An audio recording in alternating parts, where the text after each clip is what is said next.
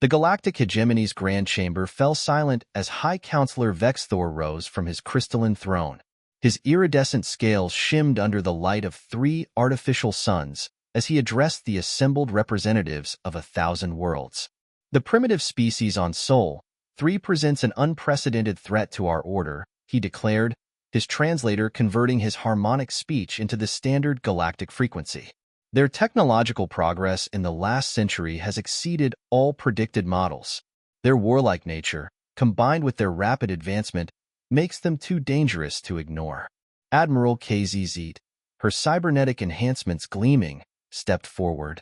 The humans have already split the atom, developed primitive spaceflight, and created basic artificial intelligence. Our projections show they will achieve faster-than-light travel within 50 years. We cannot allow another incident like the Proxima Rebellion. Murmurs of agreement rippled through the chamber. The last species that had advanced so quickly had nearly destroyed 3 solar systems before being contained. The hegemony had learned its lesson. Potential threats must be eliminated before they could fully emerge. The invasion fleet stands ready, Admiral KZZ continued, displaying a holographic map of Earth's solar system. 15,000 warships, our most advanced stealth technology. The humans will never see us coming. What the hegemony couldn't know, was that humanity had already detected them. Deep beneath the Atacama Desert, in a facility unknown even to most world governments, Dr. Rajesh Patel stared at his quantum detection array in disbelief. The signals were unmistakable. Massive objects, using some kind of space warping technology, were approaching Earth.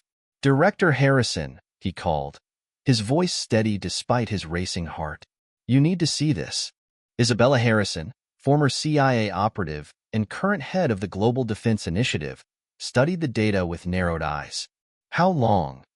3 days at most. They're trying to hide their approach, but the quantum distortions are impossible to completely mask. Harrison activated a secure communication channel. This is Watchdog Actual. Implementation of Protocol Omega. Authorization, Delta 79 Echo. Around the world, hidden bunkers began powering up. Weapons that officially didn't exist were armed. Plans decades in the making were put into motion. The hegemony's attack, when it came, was devastating but not unexpected. Their energy weapons turned cities to glass, their gravity manipulators created tsunamis, their electromagnetic pulses fried power grids. But humanity had prepared. As alien ships darkened the skies above New York, London, and Beijing, underground facilities went into lockdown. When the hegemony's ground forces landed, expecting to find only chaos and destruction, they instead encountered organized resistance.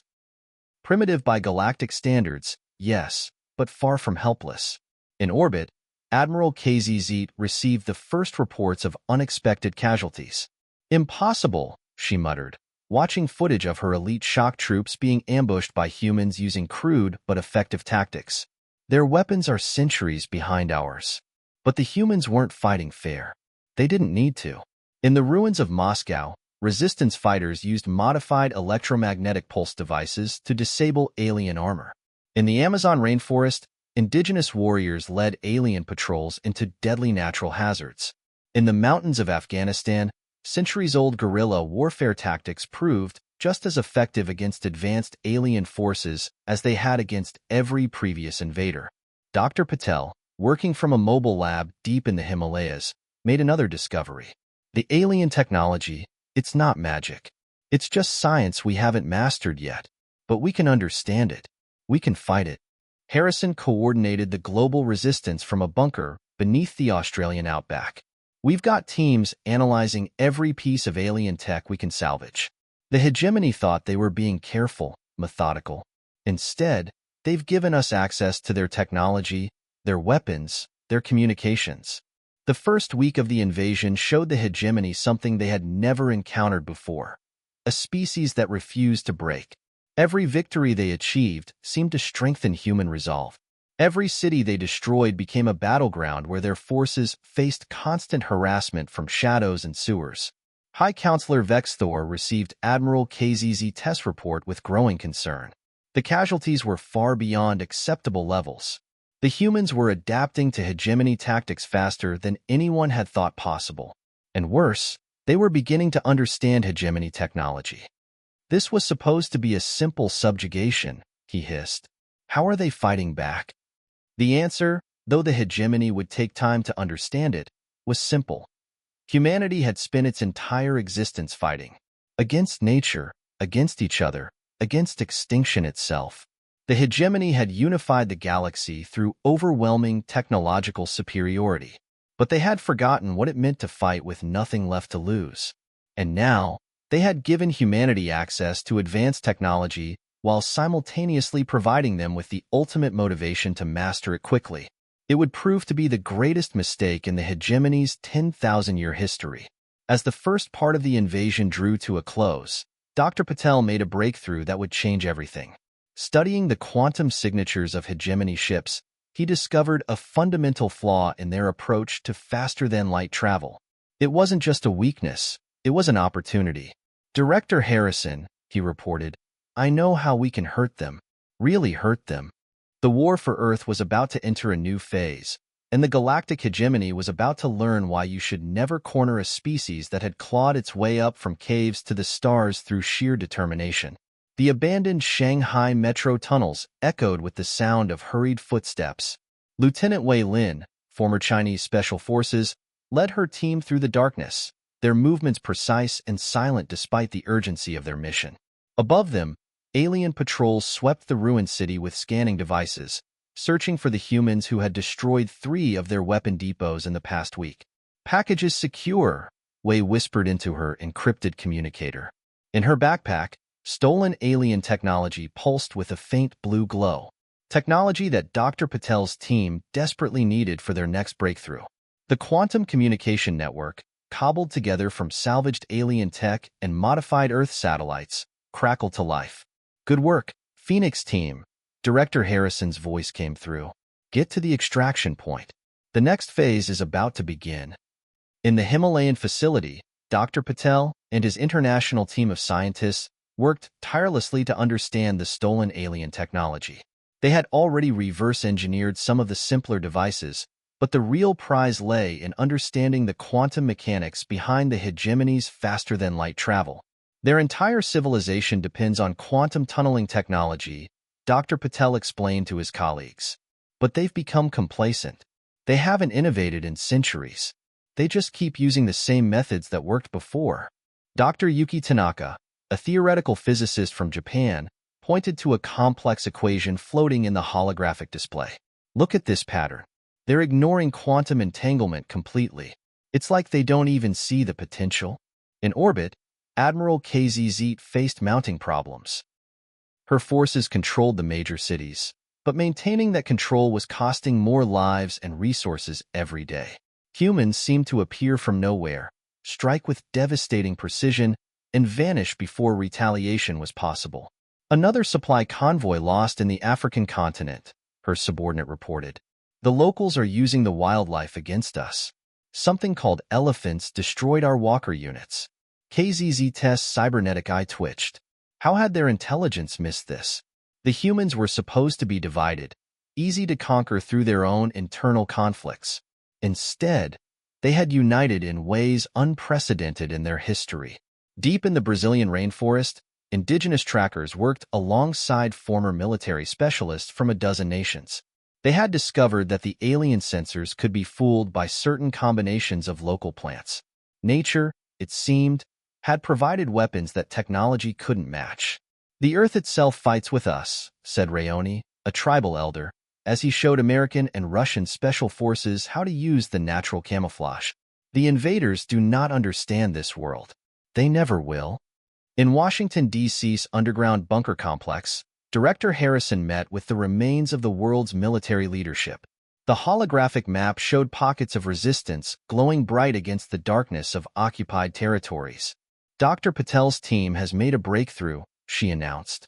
The aliens' quantum tunneling technology has a fundamental weakness. They've built their entire civilization on it, never questioning, never improving. We can use that. General Ibrahim Nasser, formerly of the Egyptian armed forces, leaned forward. How long until we can implement this advantage? 2 weeks, Harrison replied. We need more components. Specifically, we need the quantum core from one of their command ships. The room fell silent. A command ship's quantum core? It might as well have been on the other side of the galaxy. These massive vessels never entered atmosphere, remaining in high orbit under heavy guard. Wei Lin's voice crackled through the quantum comm. Phoenix team volunteers. From other resistance cells around the world, similar offers came in. The impossible had become routine in the months since the invasion began. Humanity had learned, adapted, and grown stronger. In the hegemony's Grand Chamber, High Counselor Vex Thor faced increasingly angry demands from the representative worlds. The invasion was costing too much. The humans were destroying expensive equipment, killing irreplaceable troops. Perhaps, suggested a representative from the Centauri worlds, we should consider negotiation. The chamber erupted in chaos. The hegemony had never negotiated with a primitive species. It would undermine everything they stood for. But on Earth, the resistance was already moving forward with their plans. Dr. Patel's team had created devices that could detect and track quantum tunneling signatures. Wei Lin's Phoenix team and other special operations groups began training for the most ambitious mission of the war. We'll need a global coordinated effort, Harrison explained to the resistance leaders. Every cell, every group, hitting different targets simultaneously. The hegemony won't be able to respond to everything at once. Dr. Patel added the final touches to his quantum disruption device. The technology was crude by hegemony standards, but it incorporated ideas they had never considered. Sometimes, he reflected, being primitive meant being able to think in ways the advanced races had forgotten. As preparations for the great counterattack moved forward, humanity's resistance grew stronger. Every failed alien raid provided more salvage technology.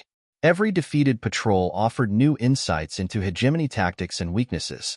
The underground networks expanded. Knowledge was shared across continents.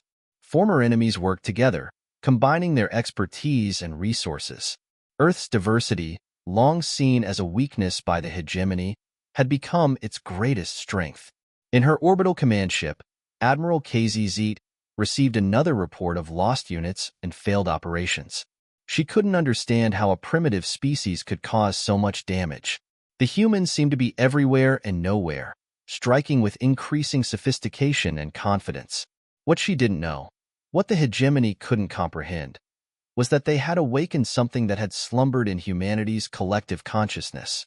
The memory of countless struggles, the inherited knowledge of survival against all odds, the unshakable determination to remain free. The stage was set for a confrontation that would shake the foundations of galactic civilization. Humanity was ready to show the galaxy that technological superiority alone wasn't enough. The real struggle was about to begin. Operation Thunderstrike began at dawn. Across the globe, resistance cells launched simultaneous attacks on hegemony positions. In orbit, Admiral KZZ test sensors lit up with thousands of alerts. Her strategic AI systems crashed, overwhelmed by the sheer number of threats they needed to process. Impossible, she hissed, watching as her carefully constructed defense network began to fall apart. How are they coordinating on this scale? The answer lay in Dr. Patel's latest breakthrough. His team had discovered that the hegemony's quantum tunneling technology could be repurposed for instantaneous communication. While the aliens used complex protocols and rigid hierarchies, humanity's version was simple, flexible, and impossible to track. Wei Lin's Phoenix team led the assault on the Beijing Orbital Control Center. They moved like ghosts through the alien facility, using modified stealth technology that played havoc with hegemony sensors. Their objective, the quantum core that powered the facility's link to the command ships above. Security protocols are adapting, warned Rayoni through the quantum comm. From his position in the Amazon Command Center, he coordinated the global electronic warfare campaign. Indigenous knowledge combined with advanced technology had created something entirely new, a hybrid warfare that the hegemony had never encountered. Dr. Tanaka's voice joined the communication. Remember, you have exactly 3 minutes before their systems recalibrate. The quantum signature masking won't last longer than that. In orbit, massive explosions began to bloom across the hegemony fleet. General Nasser's teams had planted phase-shifted charges on key vessels during previous raids. Now, as the aliens diverted power to counter the ground assault, these devices activated, tearing through their supposedly impenetrable shields. "This is Phoenix Lead," Wei Lin's voice crackled through the quantum network. "Core secured. Beginning extraction." Director Harrison watched from the Australian command center as green lights appeared across the tactical display. Similar teams worldwide had struck their targets with synchronized precision. The hegemony's orbital control network was in chaos. "Second phase, initiate," she ordered. Dr. Patel activated his quantum disruption device. The crude-looking apparatus hummed to life, sending waves of energy through the salvaged alien technology connected to it. Around the world, identical devices powered up. In space, Admiral KZZ test flagship suddenly lost power. The quantum fields that enabled their advanced technology began to fluctuate wildly. Across her fleet, ships began reporting similar problems. "What's happening?" she demanded. Her science officer's voice shook with disbelief. "The humans, they're creating quantum interference patterns we've never seen before. They're not just disrupting our systems, they're using our own quantum network against us." On the ground, hegemony forces found their weapons and armor failing. The quantum technology that powered everything from their energy weapons to their life support systems was being disrupted by frequencies that shouldn't have been possible for a primitive species to generate. Wei Lin's team fought their way out of the Beijing facility, protecting the precious quantum core. Around them, alien troops fell into disarray as their sophisticated weapons malfunctioned. The resistance fighters, armed with hybrid weapons that combined Earth technology with salvaged alien components, pressed their advantage. "The core's frequency is stable," Dr. Tanaka reported, monitoring the quantum readings. "Starting the integration process." What happened next would be remembered in galactic history as the moment everything changed. Dr. Patel's team activated the quantum core, but not in the way the hegemony used it. Instead of following the aliens' rigid protocols, they introduced chaos theory and quantum entanglement principles that the hegemony had never considered. The effect was catastrophic for the invasion force. Their entire command and control network collapsed. Ships lost their ability to maintain orbit. Ground forces found themselves cut off from their advanced technology. In the Himalayas, Dr. Patel watched the data streams with growing excitement. "It's working better than we anticipated. Their entire system is based on predictable quantum states. By introducing uncertainty principles, we've made their technology self-defeating." The hegemony forces began to retreat, but even that proved difficult. Their quantum tunneling drives, the foundation of their faster-than-light travel, had become unreliable. Ships attempting to escape found themselves trapped by the very technology that had made them supreme. High Counselor Vex Thor received the reports with growing horror. The impossible was happening. A primitive species had not only resisted their invasion, but had turned the hegemony's own technology against them. Director Harrison's voice echoed through the global quantum network. "All teams, execute final phase. Drive them back." Around the world, humanity pressed their advantage. Resistance fighters emerged from hiding, armed with weapons that combined Earth's martial knowledge with adapted alien technology. The hegemony forces, trained to rely on technological superiority, found themselves outmatched by humans who had spent millennia perfecting the art of warfare. Admiral KZZ made her final transmission to the High Council. "We have failed. The humans, they fight like nothing we've ever seen. They adapt, they improvise, they overcome. We cannot win this war." As the hegemony forces retreated in disarray, humanity began to understand the full extent of their victory. They hadn't just defeated an invasion. They had revolutionized quantum physics and warfare itself. Dr. Patel, looking at the quantum core data, realized something else. Humanity now had access to the stars. But they would go there on their own terms, not as conquerors or the conquered, but as innovators who had proven that progress wasn't about following established paths. It was about finding new ways forward. The war wasn't over, but its outcome was no longer in doubt. The galaxy was about to learn that underestimating humanity was the last mistake anyone should make. Would you like me to continue with Part 4? This section has detailed the major turning point in the conflict, while maintaining focus on human ingenuity and adaptability. The war wasn't over, but its outcome was no longer in doubt. The galaxy was about to learn that underestimating humanity was the last mistake anyone should make. Would you like me to continue with Part 4? This section has detailed the major turning point in the conflict, while maintaining focus on human ingenuity and adaptability. The hegemony's retreat marked the beginning, not the end, of humanity's rise. In the council chambers of 1,000 worlds, panic spread as reports filtered in. The impossible had happened. A primitive species had not only resisted their most advanced technology but had improved upon it. On Earth, the transformation was nothing short of revolutionary. Dr. Patel stood before a global conference of scientists and military leaders, his hologram projected simultaneously in secure facilities worldwide. The quantum cores we've captured have revealed something extraordinary, he explained, gesturing to the complex equations floating around him. The hegemony has been using this technology like a hammer. We've learned to use it like clay, moldable, adaptable, limited only by imagination.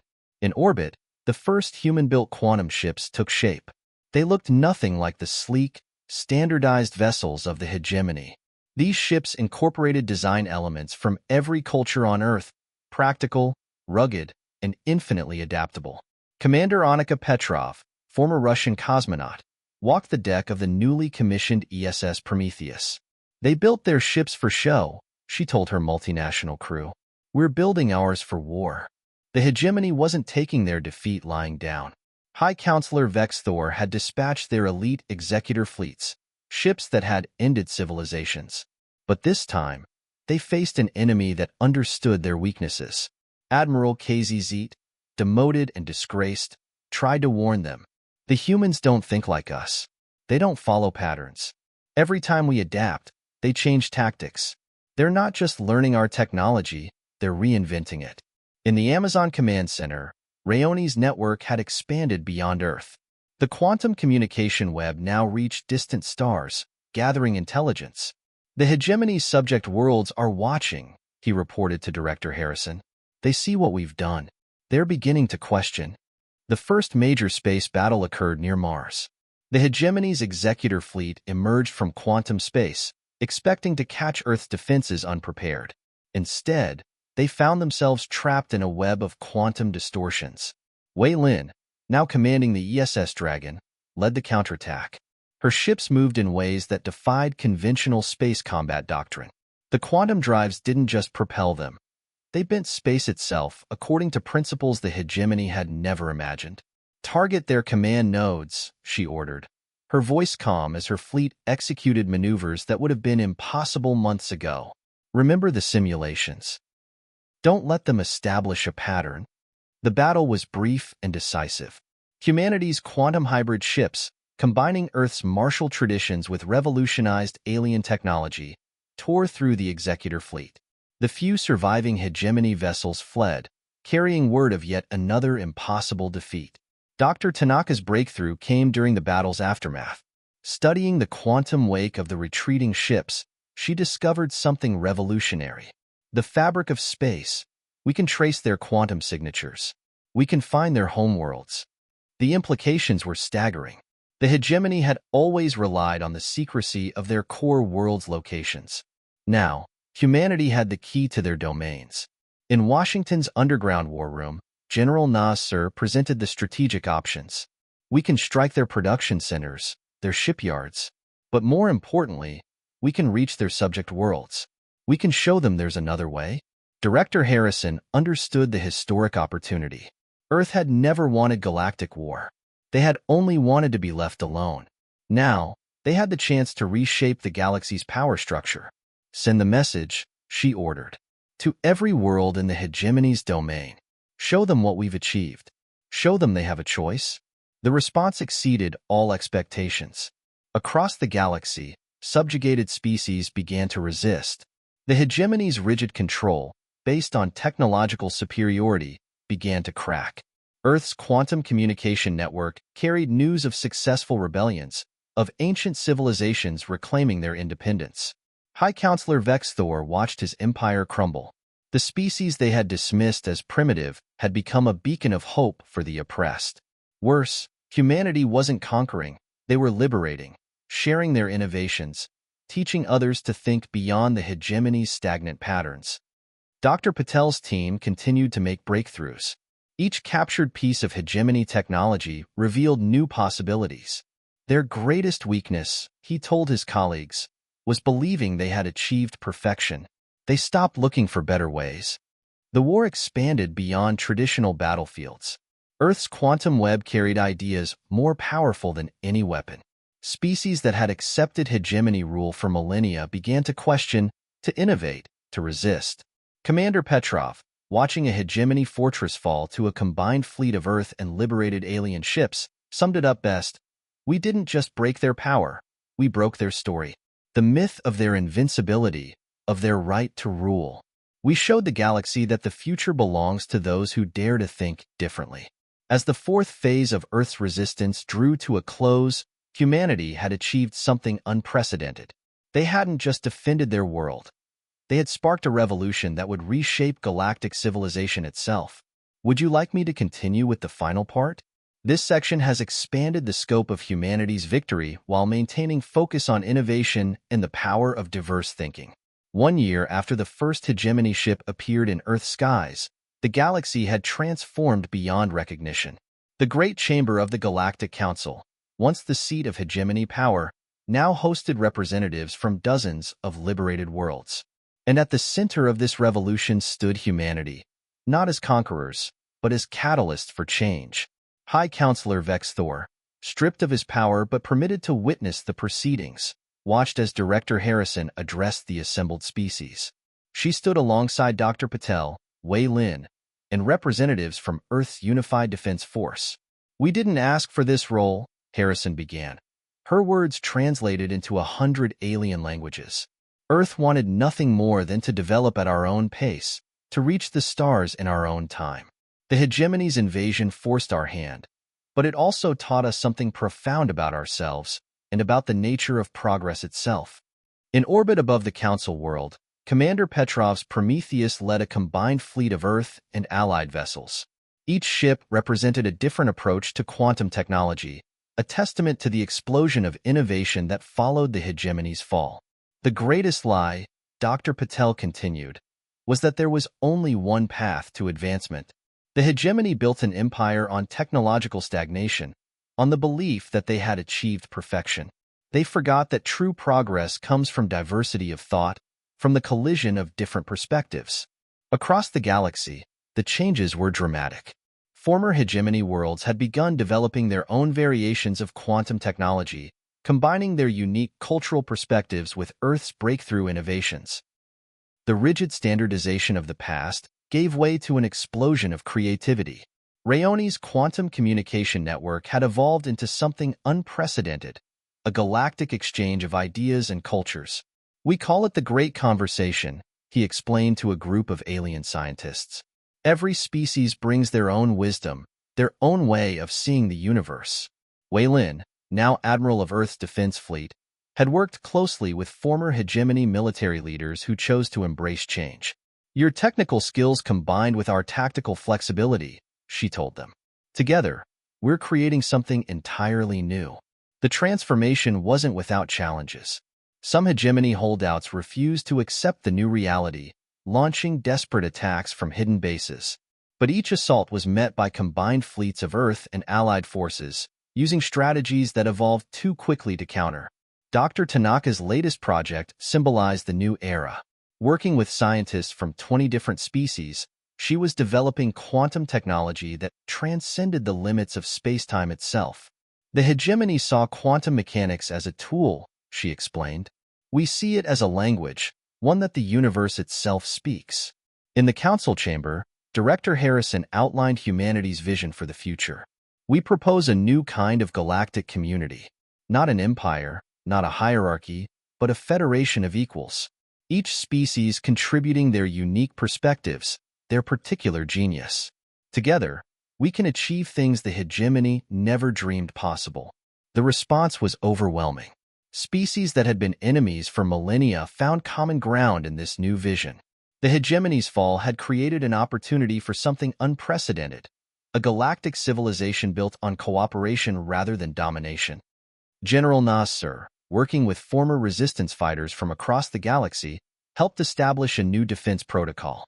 The key is adaptability, he insisted. No standardized fleets, no rigid doctrine. Each world, each species, develops their own strengths while learning from others. As the new galactic order took shape, Earth continued to surprise its allies. Humanity's drive to explore, to question, to push boundaries proved infectious.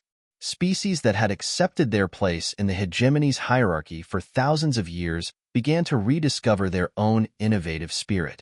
Dr. Patel's quantum research facility had become a hub of interstellar cooperation. Every day, we discover new applications, new possibilities, he reported. The combination of different scientific traditions, different ways of thinking, it's revolutionary. The final act of the old council chamber was to formally dissolve the hegemony. In its place rose something new, the Galactic Federation of Free Worlds. Its founding principle, suggested by humanity and embraced by all, was simple. Progress comes not from enforcing one way of thinking, but from celebrating the infinite variety of perspectives that life brings to the universe. As the ceremony concluded, Commander Petrov watched the combined fleet perform a synchronized quantum jump, each ship using its own unique variation of the technology that had once been the hegemony's closely guarded secret. They thought they were coming to Earth to prevent a threat, she mused. Instead, they awakened something far more powerful, the realization that true strength lies not in dominance, but in diversity. The galaxy had learned its lesson. The species that the hegemony had dismissed as primitive had shown them a fundamental truth. The future belongs not to those who try to control evolution, but to those who embrace it in all its chaotic, beautiful variety. And Earth, once a hidden world on the galactic fringe, had found its true destiny, not as a conqueror, but as a catalyst for a transformation that would echo through the cosmos for millennia to come. The universe, it seemed, had much left to learn from the species that refused to accept limitations, that turned invasion into innovation, and that proved that the most powerful force in existence wasn't technology. It was the unstoppable power of diverse minds working together toward a common future.